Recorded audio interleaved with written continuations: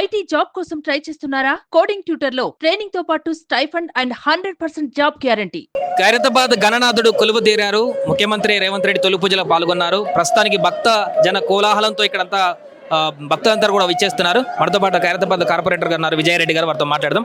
Madam, Khairatabad విగ్రహాన్ని మొత్తానికి తొలి పూజ కూడా కార్యక్రమం అయిపోయింది. ఈసారి ఏ విధంగా ఉండబోతున్నాయి పూజా కార్యక్రమం? ముందుగా వీక్షిస్తున్న వారందరికీ కూడా వినాయక చవితి శుభాకాంక్షలు. ఆ గణనాథుని ఆశీర్వాదంతో అందరి జీవితాల్లోకి వెళ్ళి ఆటంకాలు దొరకాలని కోరుకుంటా ఉన్నాము. ఈసారి గణేశుడు మళ్ళీ 70 ఏళ్ళు పూర్తి చేసుకున్నాడు కాబట్టి ఖైరతాబాద్ గణేశుని విశిష్టత ఈసారి చాలా ఎక్కువ ఉన్నది.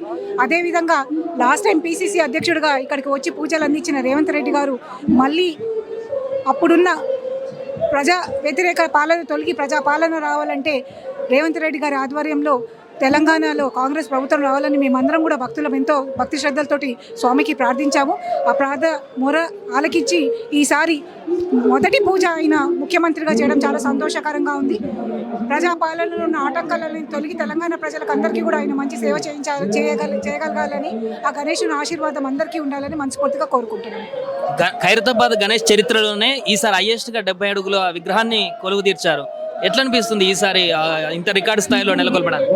నిర్వాహకులు సుదర్శన్ గారి ఆధ్వర్యం, కీర్తిశేషులు సుదర్శన్ గారి ఆధ్వర్యంలో చిన్న విఘ్నేశ్వర్తో పాటు అడుగడుగు పెంచుకుంటూ మధ్యలో కొంచెం ఆపినా కానీ మళ్ళీ మట్టి గణేశుని చేయాలని, ఖైరతాబాద్ గణేశుని మట్టిలో గణేశుని చేసినప్పుడు అందరూ అన్నారు హైట్ ఆగిపోతుందేమో, కానీ దానికి ఆటంకాలన్నీ తొలగించి మట్టి గణపతిని కూడా 70 అడుగులలో నిలబెచ్చి ఇక్కడ ప్రజల పూజలు అందుకునేటట్టు వాళ్ళు చేయడము నిర్వాహకులకు అందరికీ కూడా మనస్ఫూర్తిగా మరి ప్రత్యేక ధన్యవాదాలు తెలియజేస్తున్నాము. అదేవిధంగా PGR ఫౌండేషన్ ఆధ్వర్యంలో ప్రతిరోజు కూడా సాయంత్రం ఇక్కడ ప్రసాదన పంపిణీ చేస్తూ మా వంతు సేవ మేము చేసుకుంటాం. విజయవాడ, విశాఖలో కూడా ఇంతకు మించి మట్టి విగ్రహాలు నెలకొల్పారు, కానీ వారు అక్కడే నిమజ్జనం చేస్తున్నారు. అంటే ట్రావెలింగ్ ఇబ్బంది అవుతుందని. కానీ ఖైరతాబాద్ లో మాత్రమే మట్టి వినాయకుడిని ట్యాంక్ బండ్ దాకా శోభయాత్రలో తీసుకెళ్తున్నారు. సో దీనికి వాటికి ఉన్నటువంటి ప్రత్యేకత ఏంటంటారు? ఎలాంటి జాగ్రత్తలు తీసుకుంటారు? ఖైరతాబాద్ గణేశుడు నేను అన్నట్టు ఇందాక మేము చెప్పినట్టు 70 ఏళ్ళ నుంచి ఎంతో నమ్మకంతో ఇక్కడ ప్రజలు వస్తూ ఉంటారు. రాష్ట్ర నలుమూలల నుంచి కూడా వచ్చి స్వామిని 11 రోజుల్లో దర్శనం చేసుకుంటారు. ఒక సంవత్సరంలో ఒకసారి దర్శనం చేసుకుంటే ఆ సంవత్సరం అంతా విఘ్నాలు పోతాయనే నమ్మకంతో ఎంతో ప్రత్యేకత గల గణేశుని పూజ చేసి శాస్త్రోపేతంగా 11 రోజుల తర్వాత నిమజ్జనం చేయడం మన శాస్త్రాలు కాబట్టి అప్పటి నుంచి పాటిస్తున్న ఆనవాయితీ ఇప్పుడు కూడా పాటిస్తూ ఎంతో కోలాహలంగా భక్తుల మధ్యలో నుంచి కైలాసంలోకి నడుచుకొని వెళ్తుంటాడు గణేశుడు.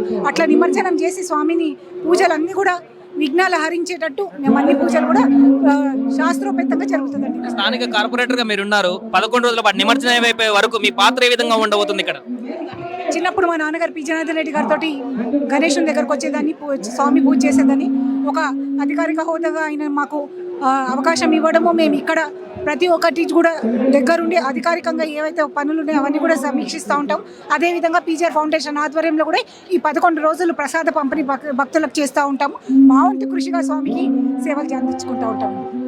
అది మొత్తానికి విజయారెడ్డి గారు చెప్తున్నటువంటి విషయం. ఖైరతాబాద్ లో ఎవ్రీ ఇయర్ మాదిగా ఈసారి కూడా ఉత్సవాలు కొనసాగబోతున్నాయి. ఈసారి హైయెస్ట్ గా 70 అడుగుల వరకు నిర్మించినటువంటి ఖైరతాబాద్ గణనాథుని చాలా అంగరంగ వైభవంగా ఈసారి ఉత్సవాలను కూడా నిర్వహిస్తాం. దానికి అన్ని వేళల నా సహాయ సహకారాలు కూడా ఉంటాయంటూ కూడా విజయారెడ్డి గారు చెప్తున్నారు. కెమెరామెన్ క్రాంతితో సాయి, ఖైరతాబాద్ నుంచి.